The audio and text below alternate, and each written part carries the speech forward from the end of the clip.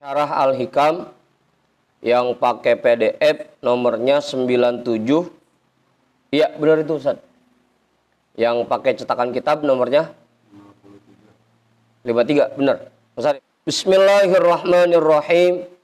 Alhamdulillahi rabbil alamin. Wabihi nasta'inu ala umurid dunya waddin. Wassalatu wassalamu ala asyrafil anbiya'i wal mursalin. Sayyidina wa habibina wa syafi'ina wa maulana Muhammadin wa ala alihi wa ashabihi ajma'in, amma ba'du. Rabbi syrah li sadri wa yassir li amri wahlul 'uqdatam min lisani yafqahu qawli.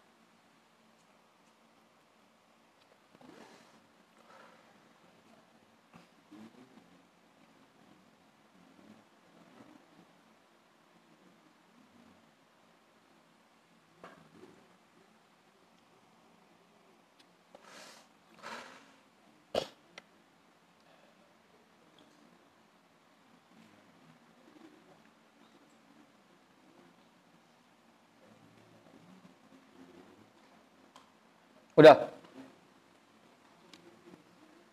Ama Haji?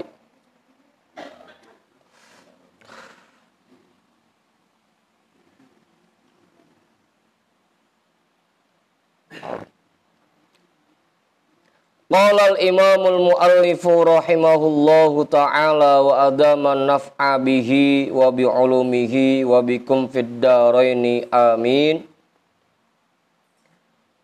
Wal adabul lazimatu lil muridi ammatun fi zahirihi wa batinihi.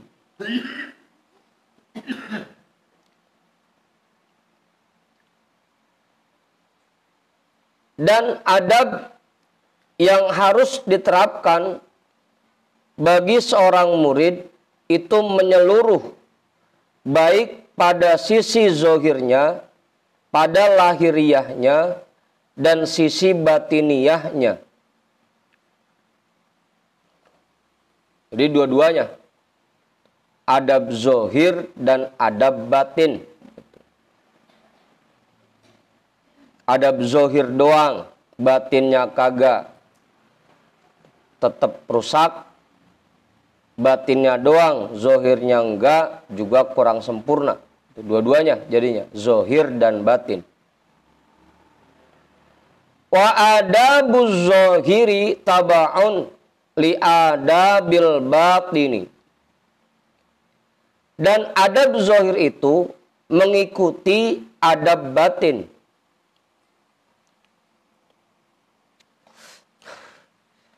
Secara otomatis orang yang batinnya sudah beradab, maka zohirnya pun akan beradab.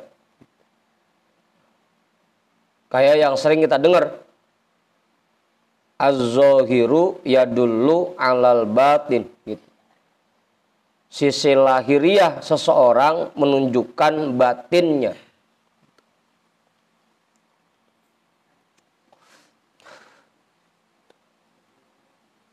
Apa Bang Arif?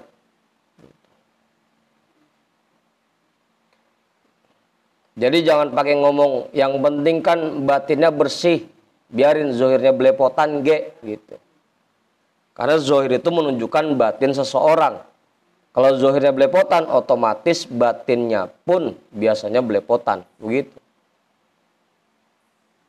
Gimana Mas Sidik?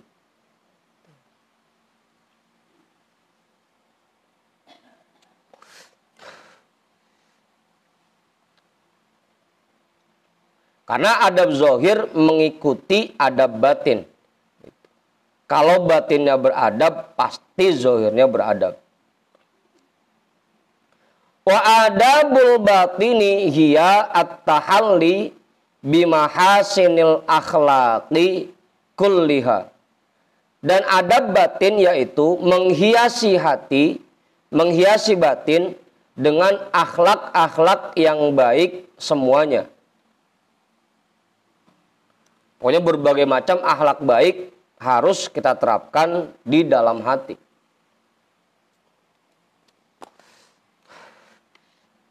Itu adab batin.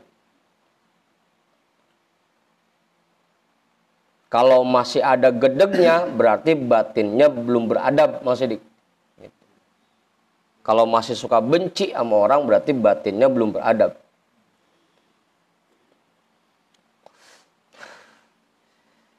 Batinnya aja belum beradab, apalagi zohirnya. Karena zohir itu ngikutin batin. Gimana batinnya? Gimana Ustaz?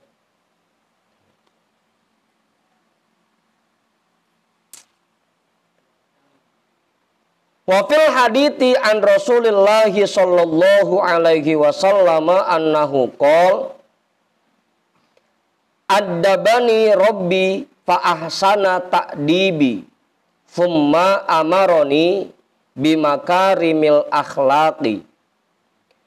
Dan di dalam sebuah hadis dari Rasulullah sallallahu alaihi wasallam bahwasanya beliau bersabda, addabani rabbi,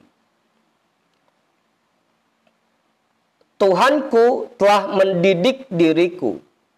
Fa'ahsana ta'dibi, maka dia memperbagus pendidikanku.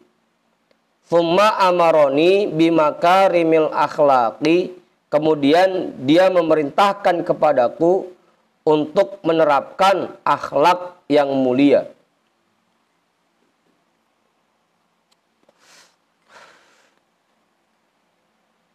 Udah, jelas? Oke, nambahin Kiai.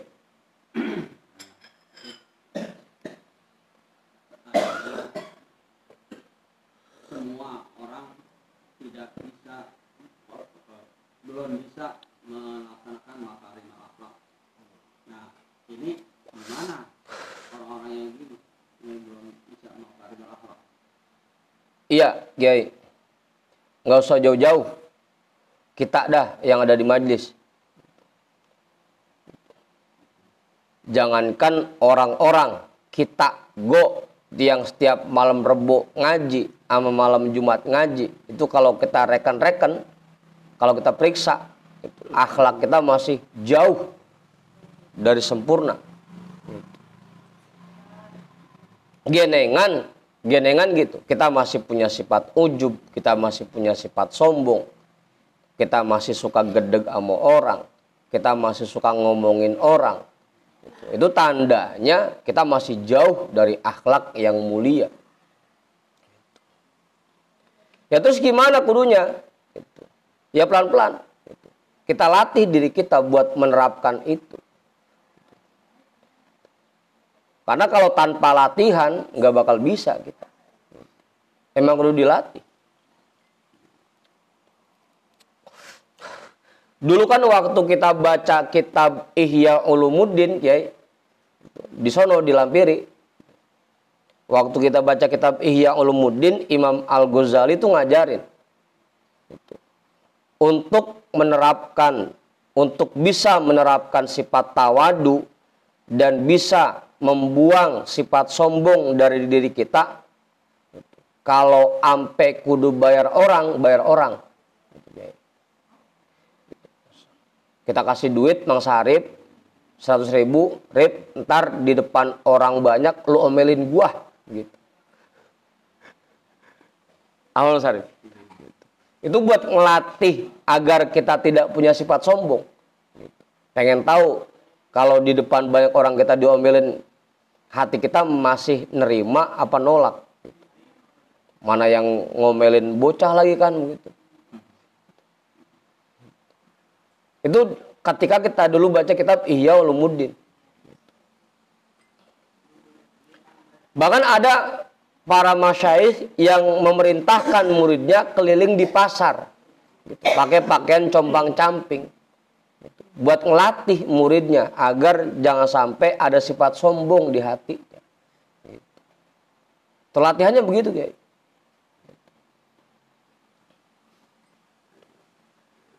Kalau nggak mau latihan, ya sampai kapanpun kita nggak akan bisa nerapin sifat akhlak yang mulia. Gitu. Emang kudu dilatih, pelan-pelan tapi. Begitu ya, pelan-pelan.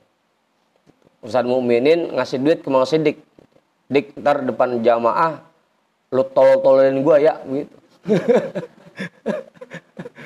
Pengen tahu hati kita masih marah apa kagak, gitu. Awor. Hah? Lah tetap aja makanya depan orang banyak kagak tahu. Gitu. Kalau masih udah dibayar, tetap aja malunya itu berasa. Gitu. Mana depan orang banyak. Kan kayak Ustaz Sadir kan begitu pakai mesen. Ntar kalau ngomel saya jangan banyak orang ya, kalau pas berduaan aja itu ngomelinnya. Gitu. Karena malunya ini kalau depan orang banyak tuh malu, gitu. Merasa harga diri kita sudah dijatuhkan, itu yang susah Mang Haji. Gitu. Apa Mar? Mau dites? Kadang-kadang pesan begitu. Orang mau kalau negor, kalau lagi berdua apa, jangan lagi banyak orang, begitu. Karena harga dirinya merasa dijatuhkan kalau depan banyak orang. Berarti masih ada sifat sombong di hati kita. Gitu Mang Haji. Dan itu perlu latihan. Buat ngilangin itu perlu latihan. Emang nggak bakal bisa ujuk-ujuk langsung bisa kita terapin. Nggak bisa. Perlu latihan. Makanya fa'ahsana ta'dibi. Allah dalam mendidik Rasulullah itu dengan cara yang paling bagus. Kagak asal-asalan didiknya, enggak. Dengan cara paling bagus. Jadi begitu Kiai. Harus kita latih.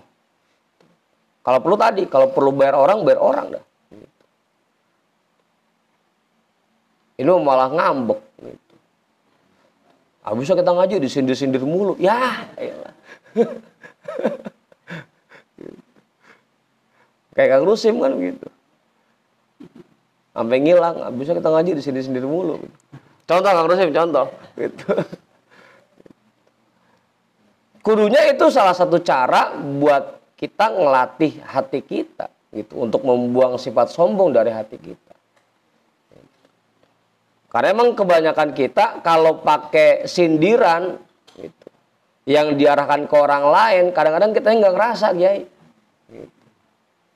Misalkan saya mau getok Mang Sarip, contohnya pakai oman, kagak ngerasa dia. Yang ada gue malah, oh gini kan oman buwono, begitu. Kagak ngerasa. Kadang-kadang jamaah kita begitu. Suka nggak ngerasa kalau padahal itu diarahkan buat diri kita.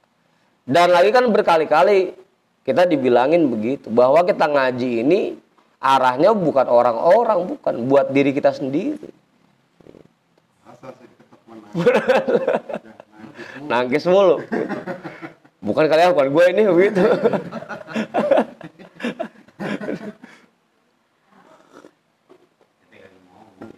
Giliran yang cakep aja gue gitu. Udah tuh. Apa Kang Rusim? Kadang-kadang kita begitu. Makanya asal nanya diarahinnya ke orang lain lagi, bukan ke diri kita sendiri. Padahal kita ngaji ini harusnya kita arahkan ke diri kita. Itu setiap bahasan ngaji, emang saya yang masih bugono, begitu kudunya. Jadi begitu Kiai. Harus kita latih. Ntar. Faqala khudil afwa wa'mur bil urfi wa a'rid 'anil jahilina. Maka Allah Subhanahu wa taala berfirman, khudil afwa. Terapkan sifat pemaaf pada dirimu. Wa'mur bil urfi, dan perintahkan untuk sering memberi. Jadi khair dan ma'ruf itu beda ya. Kalau perbuatan baik yang bentuknya khair atau hasanat, itu perbuatan baik untuk diri kita sendiri. Kalau ma'ruf, itu perbuatan baik yang sifatnya sosial. Gitu. Jadi kalau amar ma'ruf artinya memerintahkan orang lain untuk saling menolong, saling membantu, saling memberi, itu amar ma'ruf. Gitu. Makanya temannya nahi munkar. Munkar itu perbuatan maksiat yang dikerjakan di tempat umum. Atau perbuatan maksiat yang memberikan efek buruk kepada orang lain, itu munkar namanya. Kalau perbuatan maksiat yang buat diri kita sendiri, ya namanya maksiat. Gitu. Kalau munkar itu udah ada efek buat orang lain. Gitu. Jadi amar ma'ruf memerintahkan orang lain untuk saling tolong menolong, sering memberi, itu amar ma'ruf. Nahi munkar melarang orang lain agar tidak melakukan perbuatan yang menyakiti orang lain. Itu nahi munkar namanya. Wa'mur bil urfi, dan perintahkan untuk saling memberi. Wa'arid anil jahilina, dan berpalinglah dari orang-orang jahil. Ini rendengan hadisnya ketika Rasulullah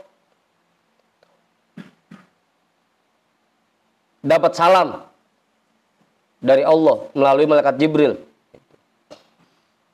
Kan pesan Allah ke Rasulullah begitu. Antasila man qata'aka wa tu'ti man haramaka wa ta'fu amman zolamaka. Gitu. 3 hal itu rendengannya tuh. Tasila man qata'aka, sambungin hubungan kepada orang yang memutuskan hubungan kepadamu. Itu khudil afwa tuh, memaafkan.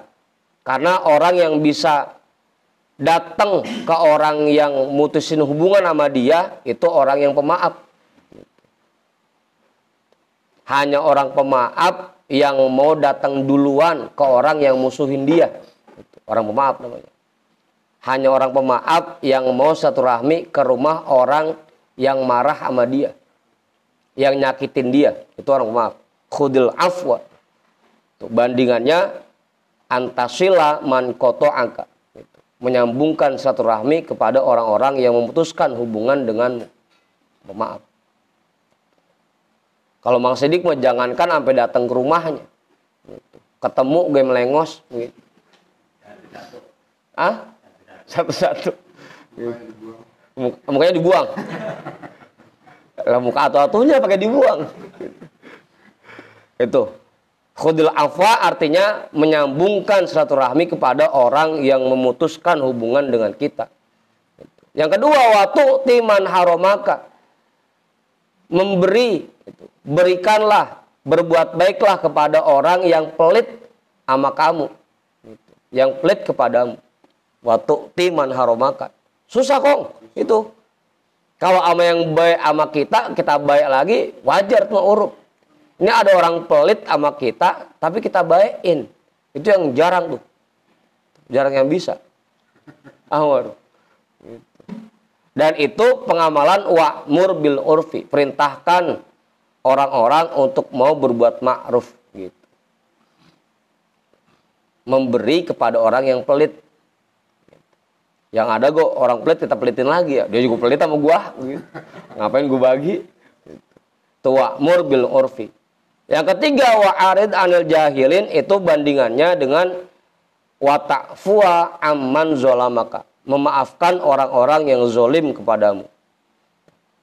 Karena kalau kita memaafkan orang yang zolim, itu artinya kita berpaling dari orang-orang bodoh. Gitu. Kalau kita ngikut zolim lagi, ya sama bodohnya kita. Gitu. Berarti tidak berpaling dari orang bodoh. Itu bandingan hadisnya itu tuh. Khudil afwa wa'mur bil urfi wa'arid anil jahilin.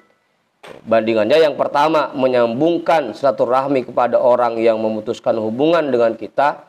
Yang kedua, memberi kepada orang yang pelit sama kita. Yang ketiga, memaafkan orang-orang yang zolim kepada kita. Gitu.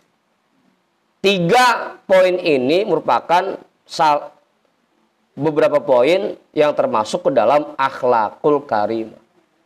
Kalau sudah bisa menerapkan 3 hal ini, berarti kita sudah memiliki akhlakul karimah. Gitu. Apa jawaban tadi? Menyambungkan silaturahmi sama orang yang marah sama kita. Yang kedua, sering ngasih kepada orang yang pelit sama kita. Yang ketiga, memaafkan orang-orang yang zolim kepada kita. Dan itu paling susah. Apa kok? Paling susah itu.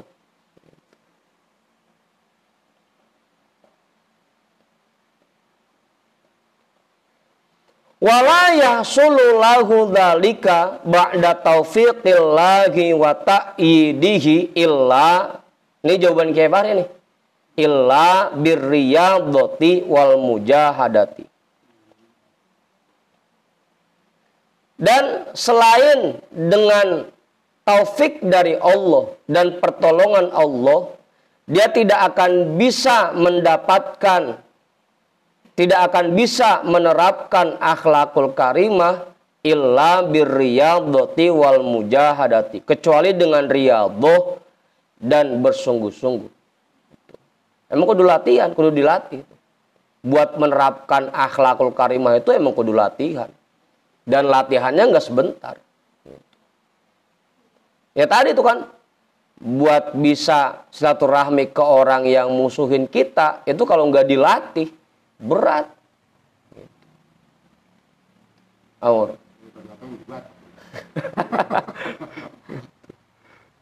Berat itu. Buat ngasih orang yang pelit sama kita, berat. Kalau nggak dilatih, ya nggak akan bisa kita nerapin itu. Memaafkan orang yang nyakitin kita, apalagi. Wala yahsulu lahu dzalika ba'da taufiqillahi wa ta'idihi illa birriyadati wal mujahadati.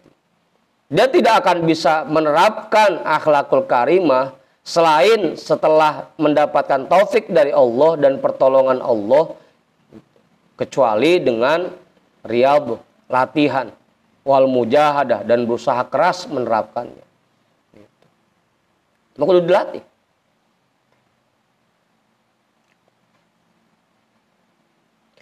Qala Ibnu Athaillah radhiyallahu an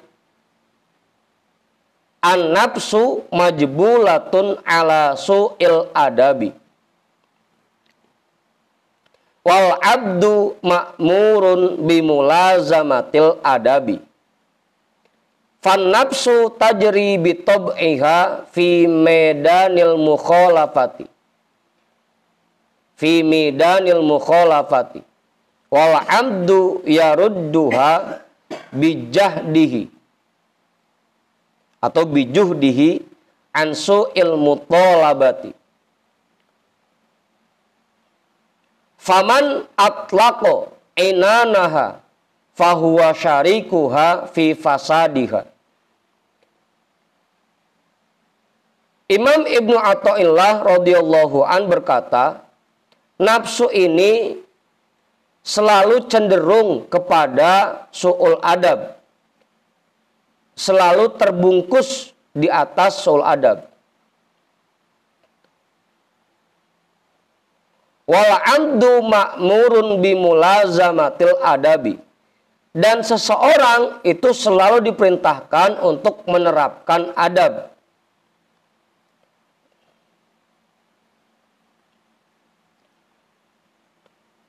Nah, kalau bahasa Ustaz Satirnya melazimkan adab, melazimkan. Menerapkan adab ya, menerapkan adab. Fan nafsu tajri bi tab'iha fi maidanil mukhalafati. Maka nafsu itu berjalan dengan tabiatnya di medan mukhalafah, selalu menentang. Memang nafsu itu tabiatnya selalu menentang. Wal abdu yarudduha bijuhdihi an su'il mutalabati. Dan seseorang dapat menepis nafsunya dengan kesungguhannya an su'il mutalabati, dari keinginan-keinginan buruk nafsunya.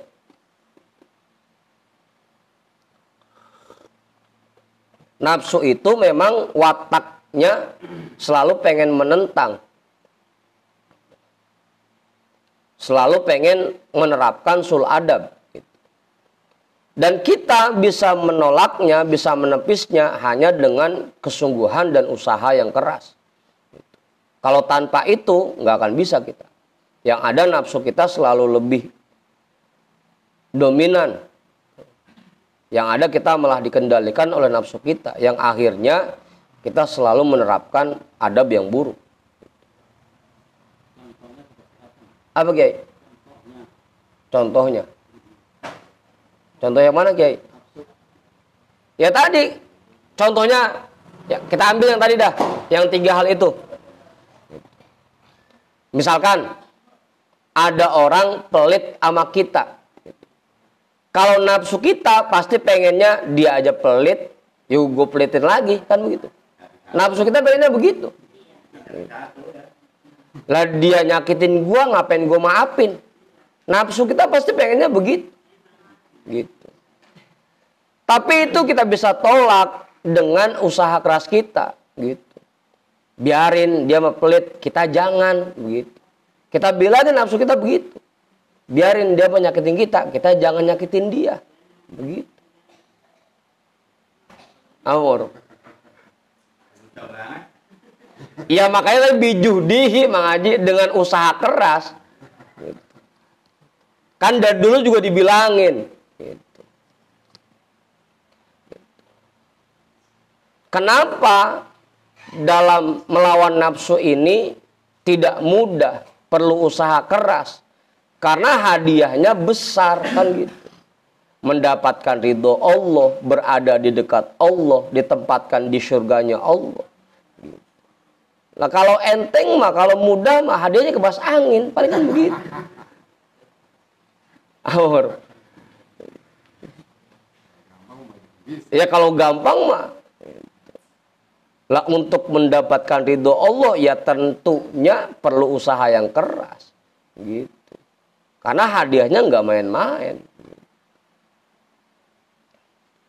Emang pasti berat. Buat menerapkan itu pasti berat. Gitu. Dan ditambah lagi memang nafsu kita pengennya selalu mukhalafah. Pengennya selalu sul adab. Gitu. Memang tabiatnya begitu, wataknya begitu. Kalau nggak kita lawan dengan usaha keras, ya sampai kapanpun nggak akan bisa kita terapkan akhlakul karimah di hati kita. Sampai kapanpun. Faman atlaqo inanaha fahuwa syarikuha fi fasadiha. Maka orang yang melepaskan ikatan dari nafsunya, maka dia telah membantu nafsunya untuk merusak dirinya. Apa? Mas Dik? Kenapa? Kalau kita lepaskan ikatan juhud itu, ikatan mujahadah dari nafsu kita, berarti sama saja kita emang pengen diri kita rusak. Gitu. Kalau kita nggak memujahadah ya berarti emang kita pengen diri kita rusak. Gampangnya begitu aja. Kalau kita nggak mau melatih diri kita ya berarti sama aja kita pengen diri kita hancur, rusak. Kuncinya di situ, mujahadah dan riyadhah. Selain taufik dari Allah dan pertolongan Allah. Emang pengen kita sih mendapatkan taufik dan pertolongan Allah, jadinya gampang. Cuma kalau emang belum dapat taufik dan pertolongan Allah, ya kita harus riyadhah dan mujahadah. Kan kalau udah taufik mah apa gue gampang ya, ngerti ya. Begitu Bang Haji. Emang pasti berat. Wa yakhtalifu ma dzakarnahu minal mujahadati war riyadhati bi ikhtilafil ashkhasi. Dan apa yang kami jelaskan ini dari mujahadah dan riyadhah berbeda-beda tentunya, disesuaikan dengan berbedanya karakter seseorang. Bikhtilafil ashkhasi. Berbeda-beda disesuaikan dengan berbedanya sifat orang. Gitu. Farubba syakhsin zakiyil fitrati karimis sajiyati sahlil muqadati la yahtaju fi dzalika ila katiri mu'anatin wala ta'abin.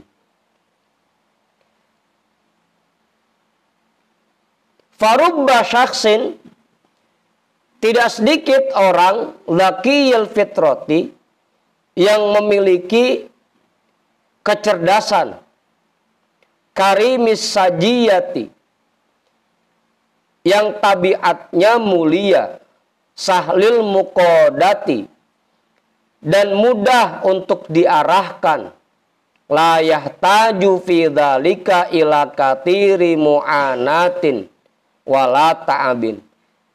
Tidak butuh baginya dalam menerapkan itu semua kepada banyaknya pertolongan dan tenaga yang dia keluarkan. Tidak perlu capek-capek. Tidak perlu mengeluarkan banyak tenaga. Ada orang yang memang cerdas, juga wataknya memang baik, udah gitu gampang diarahin. Kalau kata Buya dulu nyontohinnya kayak emas. Namanya emas mah gampang diolahnya, jadiin kalung bisa, jadiin anting bisa, jadiin gelang bisa. Gampang ngolahnya. Orang-orang yang sifatnya, karakternya kayak emas, itu gampang diolahnya. Udahnya cerdas, wataknya juga baik, dan gampang diarahin. Warubba syakhsin yakunu haluhu ala aksi hada. Dan tidak jarang juga orang yang sifat dan karakternya kebalikan dari ini semua. Emangnya rada on blow gitu. Tahu Bang Arif tahu on blow? Blow on, tahu blow on? Minum es ditiupin. Sangatnya panas. Udahnya rada kurang cerdas gitu. Diajarinnya kagak mau paham-paham. Udah gitu wataknya, tabiatnya kurang bagus lagi.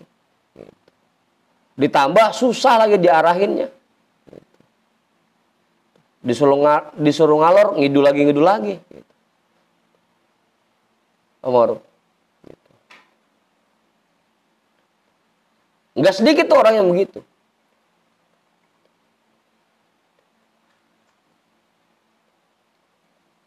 Ini kalau dulu Buya nyontohnya apa Ustaz? Yang kayak begini.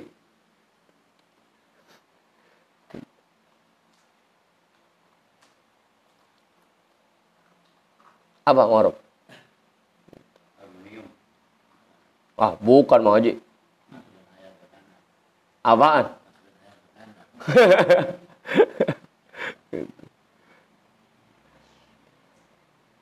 Pokoknya dulung dah, susah diarahinnya. Fala jaroma yahtaju ila ziyadati ta'abin wa quwwati mumarasatin wa syiddati mujahadatin. Maka sudah pasti orang yang seperti ini dia membutuhkan kepada tenaga yang ekstra. Wa quwwati mumarasatin, dan latihan yang keras. Wa syiddati mujahadatin, dan mujahadah yang luar biasa.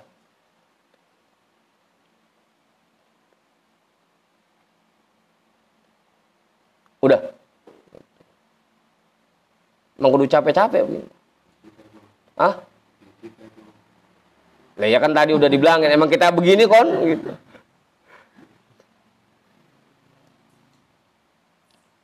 Makanya diajarnya susah gitu.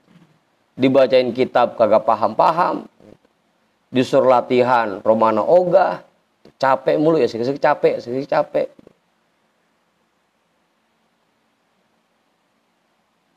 Liridaati fitratihi, karena rendahnya nalar yang dimiliki. Wa nuqsani gorizatihi,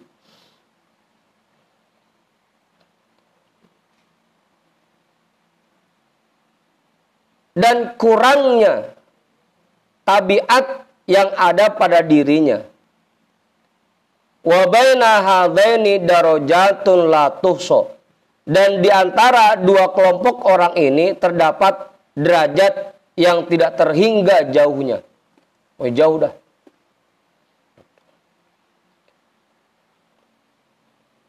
Makanya buat guru enak kadang-kadang kalau ketemu jamaah, ketemu murid yang gampang diarahinnya enak. Kagak pakai capek-capek. Ini yang capek kalau ketemu jamaah semuanya susah diatur. Ribet itu, ribet. Apa kan? Gitu.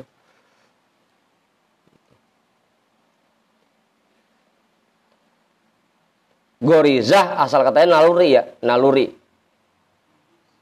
Sifat bawaan lahir itu gorizah namanya. Kayak bayi yang belum punya akal sempurna itu dia pakainya gorizah, naluri. Insting. Makanya kita artiin watak dan tabiat. Ada sifat bawaan lahir. Orang kalau wataknya baik, biar kata kumpulnya sama orang-orang kurang baik, nggak bakal terpengaruh.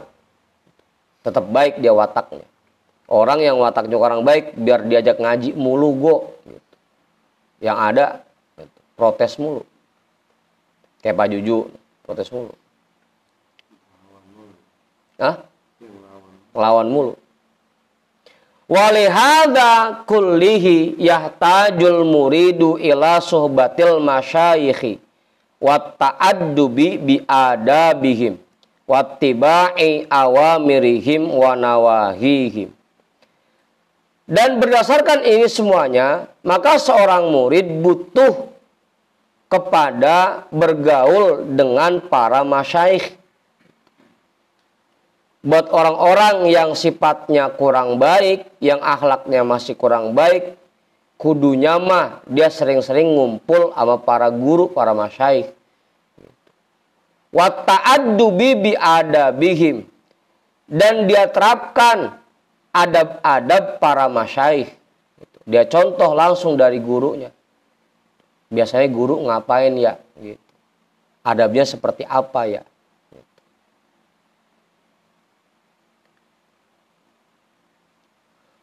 Wattiba'i awamirihim wa nawahihim. Dan mengikuti perintahnya dan larangannya. Apa Ustaz? Itu tugas murid yang sekiranya sifatnya kurang baik, kudunya begitu. Sering-sering ngumpul sama guru.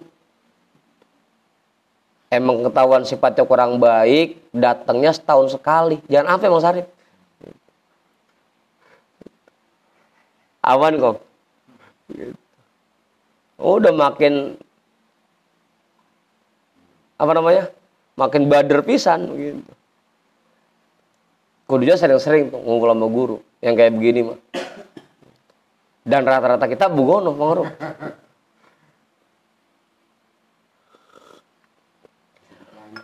Hah? Dicancang. Li'annahu in lam tujri af'alahu ajro yujri ya. Lam tujri af'alahu ala muradi ghairihi la yasihhu lahul intiqalu anil hawa. Walau balago fir riyadati wal mujahadati kullamablagin. Wadhalika likata fatihi jabi nafsihi. Karena orang yang modelnya kayak begini, kalau dia tidak serahkan urusan dirinya kepada aturan orang lain, dia tidak akan mampu berpindah dari hawa. Dia tidak akan mampu mengalahkan hawanya.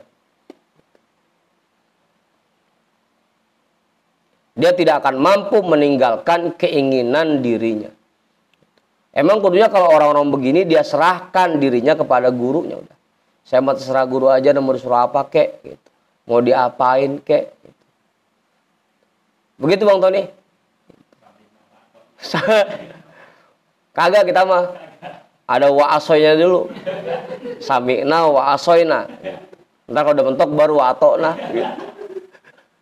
Yang pertama dengerin dulu, wa asoyna, merengkal dah. Merengkal dulu, ntar udah mentok baru wa atokna. Ya dah serah guru begitu.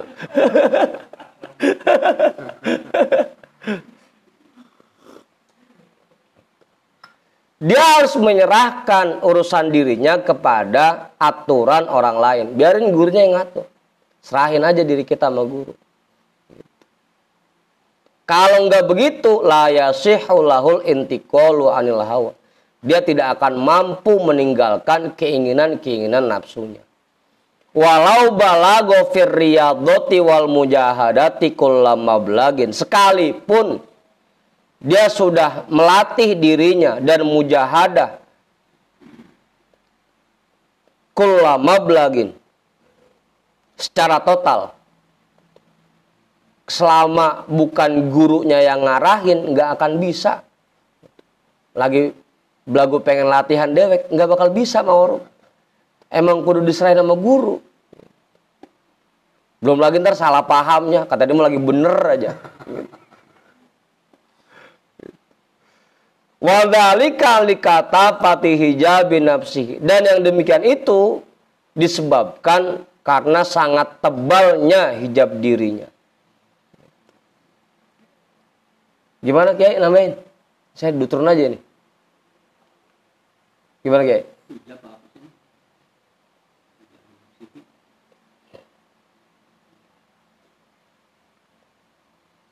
Hijab nafsihi.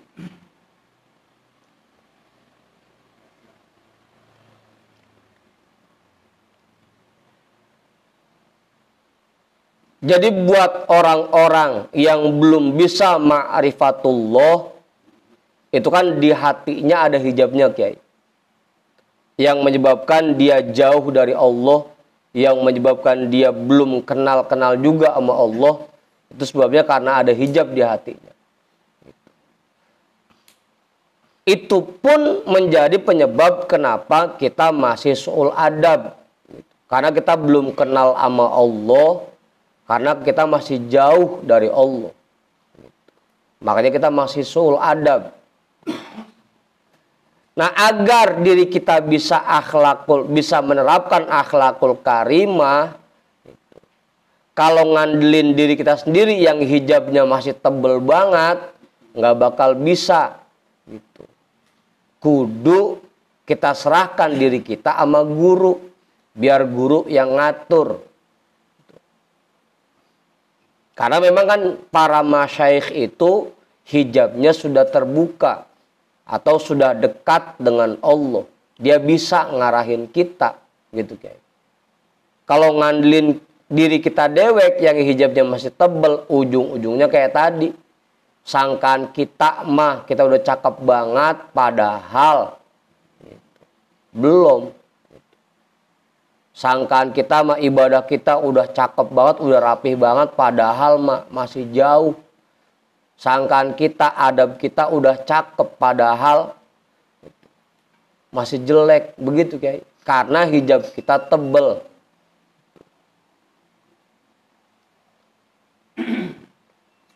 Hijab itu artinya sesuatu yang menghalangi hati kita sehingga kita tidak bisa mendekat kepada Allah.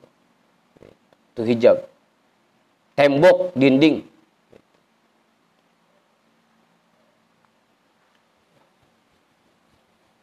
Buat Bang Tony jangan pakai sendiri Bang Tony. Udah, ikut arahan guru aja.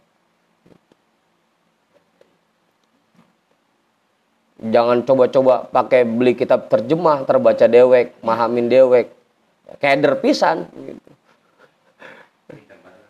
Hah? Kata dia gitu. Udah tuh jelas. Jadi buat kita serahkan diri kita kepada guru, biarin guru yang ngatur gitu. Suruh nungging, suruh telentang begitu.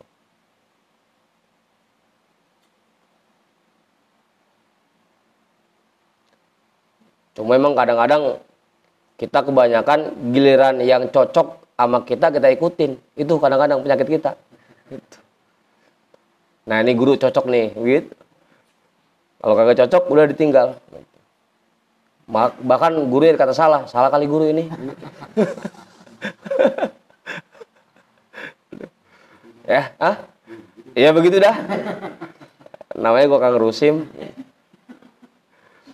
Wa qad su'ila Ad-Daqqaq radhiyallahu taala anhu. Pernah Imam Ad-Daqqaq radhiyallahu taala anhu ditanya, bimadza yuqawwimur rajulu i'wijajahu. Wahai Tuan Syekh, kira-kira dengan apa sih seseorang bisa meluruskan bengkok-bengkok yang ada pada dirinya? Ya, kita kan ini kalau kita sadari kan masih bengkok. Paku bengkok ini kita. Buat ngelurusinnya pakai apa sih? Paku bengkok man. Faqala bitta'addubi bi imamin. Maka Imam Ad-Daqqaq menjawab bitta'addubi bi imamin, yaitu dengan belajar adab, menerapkan adab dengan mengikuti imam, mengikuti guru. Itu caranya.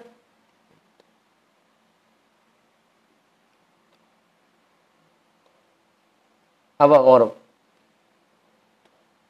Namanya paku bengkok nggak bakal dia bisa ngelempengin dirinya dewek, nggak bakal.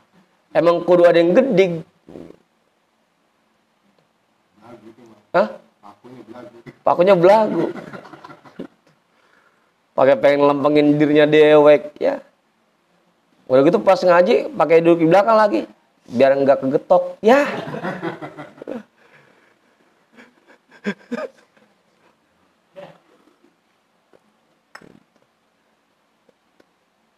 Namanya paku bengkok emang kudu ada yang gedik.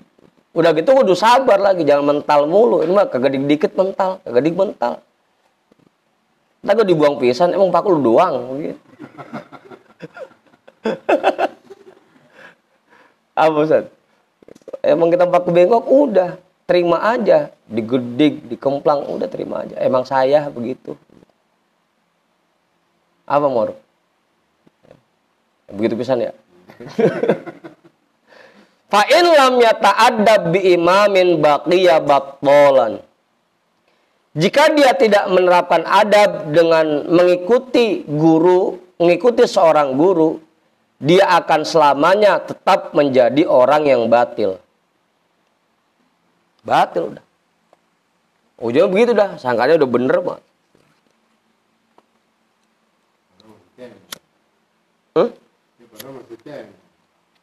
Ya padahal mah masih bengkok-bengkok juga. Emang katanya begitu. Kita kalau baca Quran sendiri di rumah nggak ada salahnya kan. Perasaan tadi di rumah bener banget bacanya. Ngapa pas depan guru salah mulu? Di rumah nggak ada yang ngereken.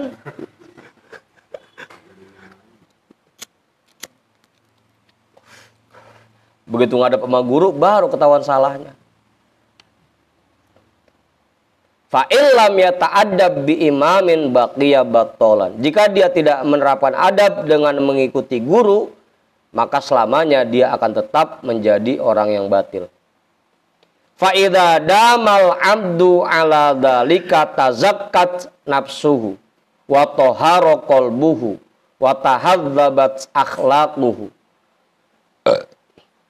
wa zuhara ala zahirihi anwaru dalika fatakunu harokatun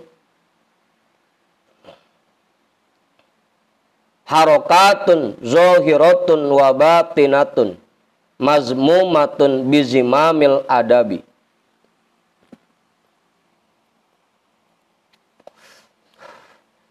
Hatta tantahiya bihi ilal muhafazati ala tajannubi umurin ghairi mustankaratin fi zahiril ilmi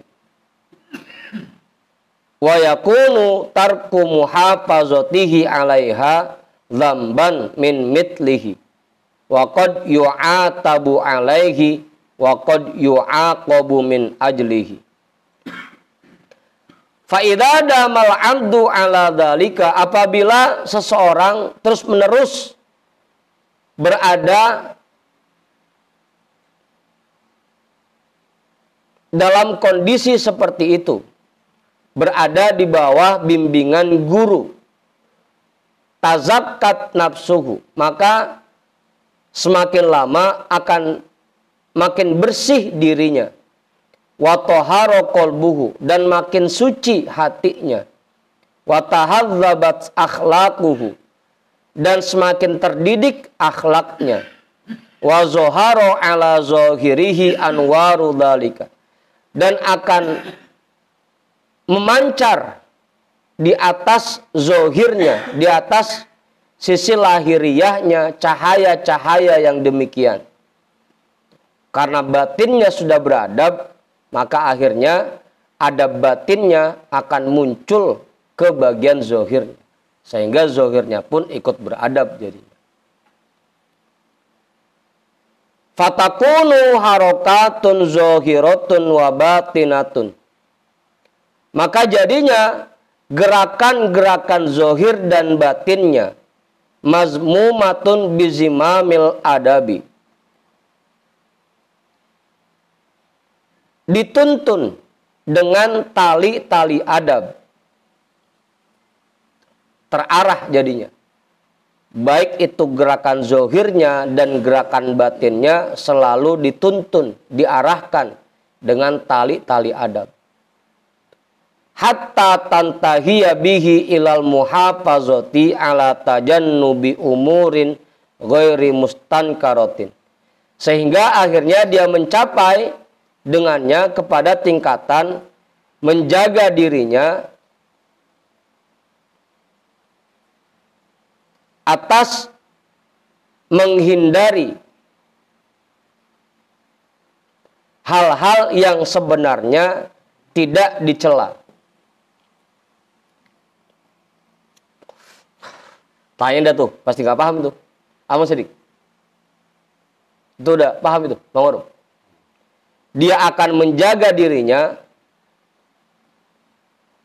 dalam rangka menjauhi hal-hal yang sebenarnya tidak dicela. Ustaz paham itu? Ustaz Muminin nambahin nggak?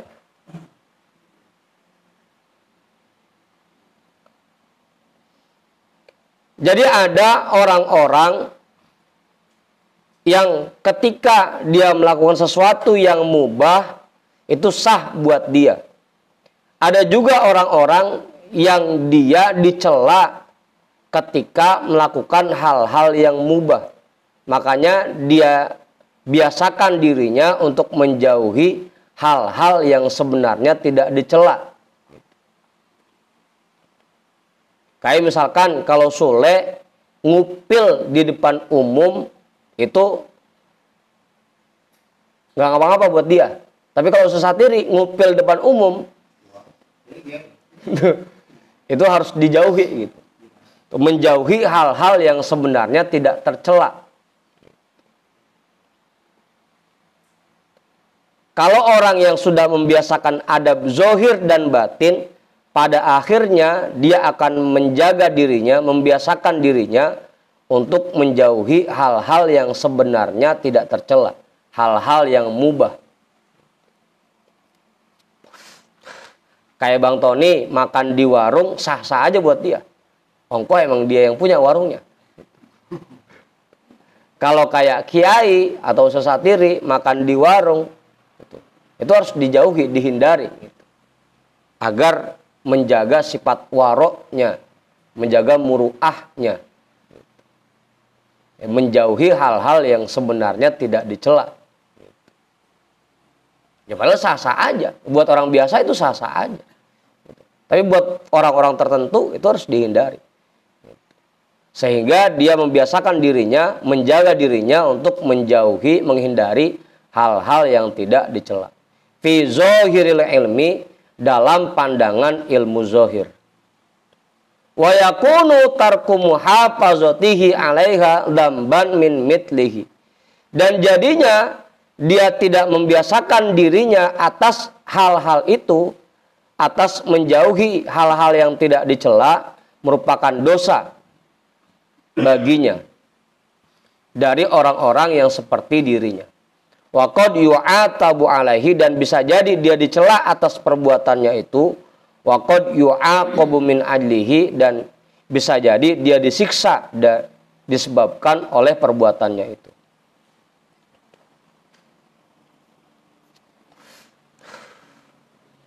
Itu. Ntar contohnya ada di bawah.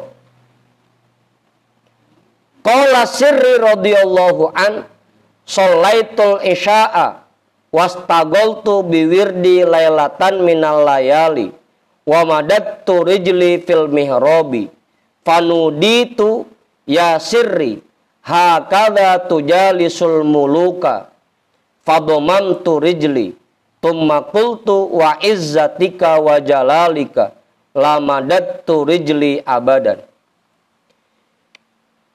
Syekh Sirri As-Saqati radhiyallahu an pernah berkata, aku pernah menunaikan sholat isya dan aku sibukkan diriku dengan membaca wirid-wirid yang biasa aku rutinkan di setiap malam. Wa madattu rijli fil mihrabi, dan suatu ketika aku selonjorin kakiku di tempat wiridku. Selonjoran, tahu selonjoran? Fanuditu, maka ada yang menegur diriku. Ya Sirri, wahai Sirri, hakadha tujalisul muluka. Tujalisul muluka. Apakah seperti ini kamu duduk di hadapan raja? Kalau Pak Jujuk mah habis wirid dia blonjor, enggak bakal dia negor, enggak. Buat dia mah boleh-boleh aja buat dia mah.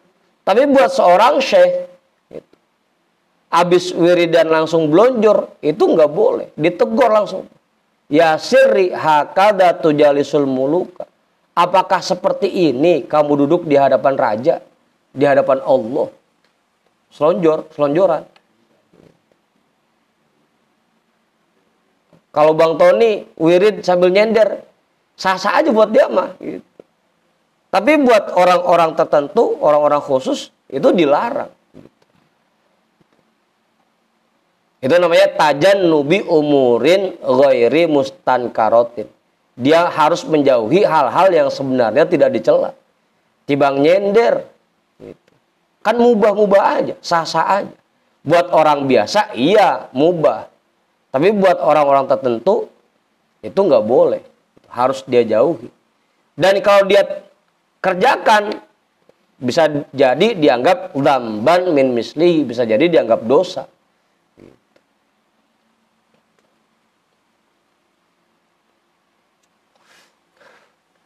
Apa Kang Rusim?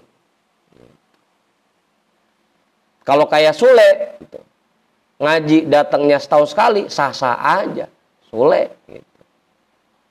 Tapi buat Mang Ma'ruf, gitu, nggak dimaaf itu. Nggak dimaaf. Ma'ruf.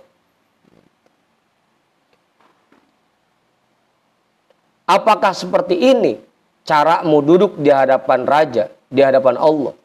Fadomamtu rijli, maka langsung aku tekuk kakiku. Yang tadinya selonjoran langsung ditekuk lagi kakinya. Sila lagi. Summa qultu, kemudian aku berkata, wa izzatika, demi keagunganmu dan kebesaranmu ya Allah, la madattu rijli abadan, tidak akan aku selonjorin lagi kakiku selama-lamanya.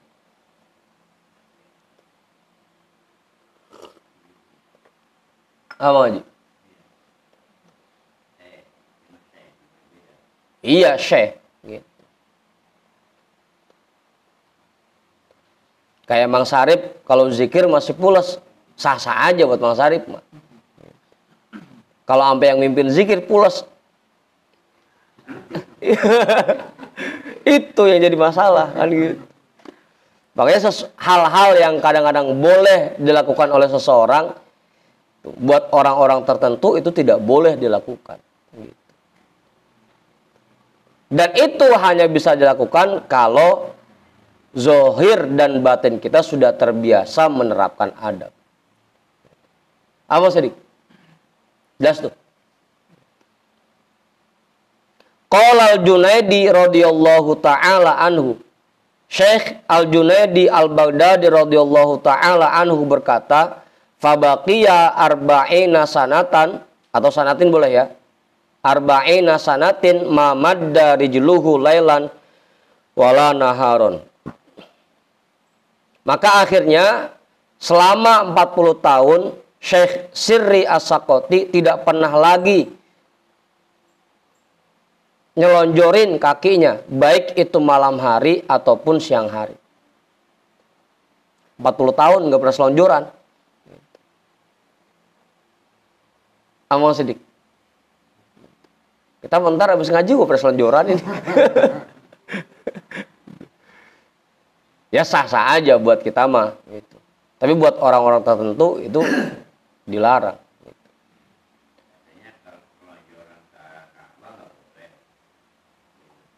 Apa Bang Haji?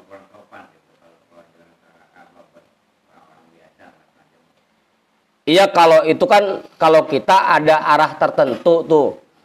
Kalau buat seorang syekh mau ngadep manapun, dia mas selonjoran tetap nggak boleh. Karena buat dia, buat para syekh, para masyaikh, itu kemanapun dia menghadap, selalu menghadap kepada Allah. Gitu Bang Haji bedanya. Nah, ngapa ya? Kalau kita kudu ngadep kiblat dulu kan.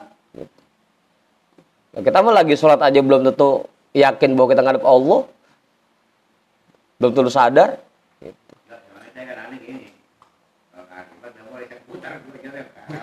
Ya kalau buat Mang Haji mah sah-sah aja buat Mang Haji. Sah itu mah sah. Gitu. Ini kan yang jadi masalah Syekh Sirri As-Sakoti. Itu jadi masalah. Kalau Mang Haji mah sah saja, ngadep kemana kok sah-sah aja buat Mang Haji mah. Gitu.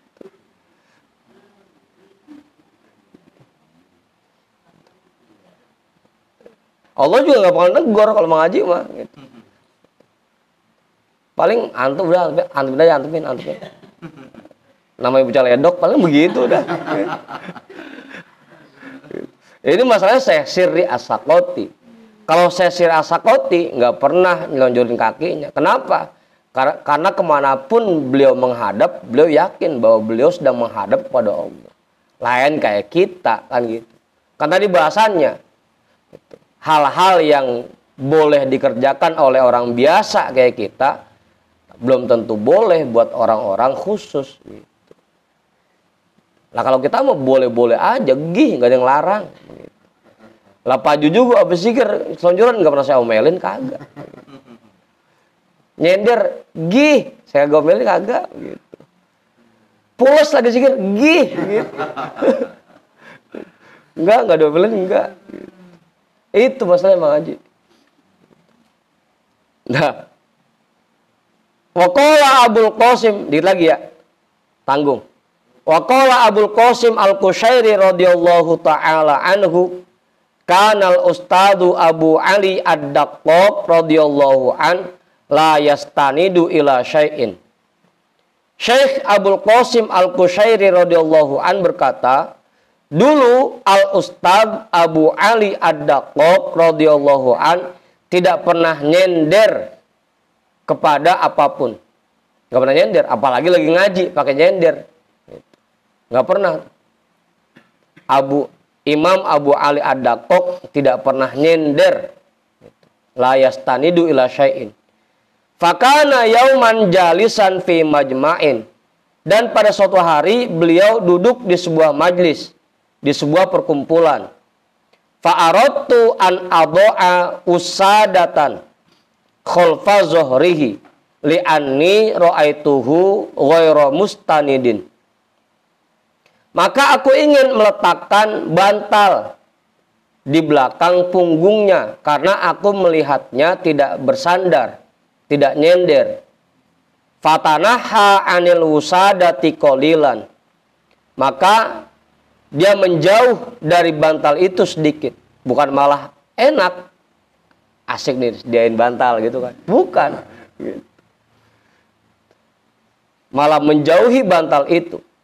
Fatawahantu annahu tawaqqal wusadata li'annahu lam yakun 'alaiha khirqatun wala sujadatun. Maka aku menyangka bahwasanya dia menjauhi bantal itu karena tidak ada sarungnya dan tidak ada alasnya. Oh, nggak mau nyender karena nggak ada sarungnya kali bantalnya. Itu polos. Takut bekas iler Mang Sarip kan begitu. Faqala la uridul istinada. Maka Al-Ustaz Abu Ali Ad-Dakok berkata, aku tidak ingin bersandar. Fata'ammaltu ba'da dzalika fa'alimtu annahu la yastanidu ila syai'in abadan. Maka aku merenungkan itu semua setelah kejadian itu. Fa'alimtu annahu la yastanidu ila syai'in abadan. Maka aku baru tahu bahwasanya beliau memang tidak pernah bersandar kepada sesuatu selama-lamanya. Gak pernah nyender. Lagi ngumpul biasa aja gak pernah nyender. Tapi Syekh Abu Ali Ad-Dakok ngorub. Kalau mau ngorub mah sah. Ntar deh. Pas keluar ngaji kan pada nyari tembok. Ntar gitu. Pada nyender. Kalau kita mah sah-sah aja. Tapi buat para masyaikh, meskipun buat kita boleh, buat mereka belum tentu boleh. Makanya kita biasain dah lagi ngaji jangan pakai nyender dah, lagi zikir jangan nyender. Gitu. Tapaul kepada para masyaikh. Para masyaikh kita aja nggak pernah nyender gitu. Kalau pengajian kayak engkong-engkong mah nyender kok, biarin dah, itu jangan pakai diomelin, jangan waruin. Sah buat mereka sah gitu. Betul. Waqala Abul Qasim Al-Junaidi jam 12 situ dulu dah. Intinya ya balik lagi. Kita latih diri kita untuk menerapkan adab baik, adab zahir maupun adab batin. Wallahu a'lam bissawab. Walhamdulillahirabbil alamin.